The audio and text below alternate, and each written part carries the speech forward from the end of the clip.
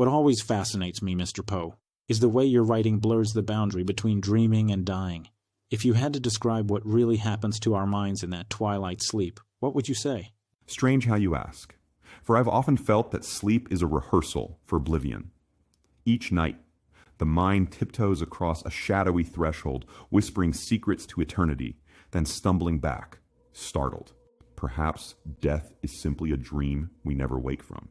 That image, our minds whispering to eternity, gives me chills. So you see death not as a finishing line, but almost a continuation, right? More a continuation than a conclusion. If you imagine the soul as a candle, death doesn't snuff out its light. It simply moves the flame to a hidden chamber. Now and then, in deepest dreams, we might glimpse that other room if we dare to look closely enough. I love that, and it actually makes me think about your famous words. All that we see or seem is but a dream within a dream. Has your view on that idea deepened over time, or maybe in the shadowy afterlife? If anything, I find it more true. Reality wears a thin mask, and we so sure of what we touch and taste mistake the mask for something permanent. In faces of the dying, I've seen not fear, but an odd familiarity, as if they're returning to a place their soul already knows. That's such a moving thought, that the end might just be a return. But do you think we can ever truly escape the dream? Or are we forever wandering inside it? Escape? No. But perhaps we can become lucid inside the dream, learn to embrace both the shadows and the flickering light.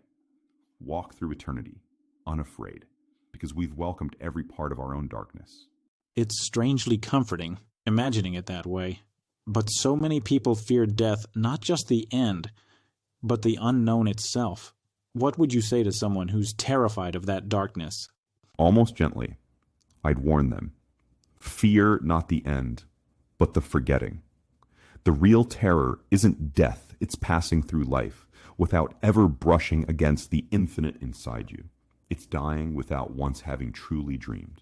You make death sound like art haunting, but strangely beautiful. Is that how you see life too? Isn't life itself a kind of poem? We write every line trembling, never certain we'll see the end, yet compelled to keep scribbling, hoping that somewhere meaning might emerge from the shadows. I keep circling back to one last mystery. If, as you say, death is a dream, then is it possible we're dreaming now, this very moment? That's the question that haunts every ticking midnight.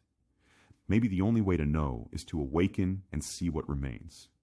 Until then, we wander these corridors together, searching for a door that may not exist. So it's almost as though we're caught in a riddle, with the answer always just out of sight. Would you leave us with a final thought, Mr. Poe? Wake up and find out. Sometimes the bravest thing is to wonder aloud if this is all a dream and listen for the echoes in the darkness. I think that'll linger with our listeners long after the show ends. Thank you, Mr. Poe, for wandering the shadows with us tonight. The darkness is never truly empty, my friend. Farewell until the next dream.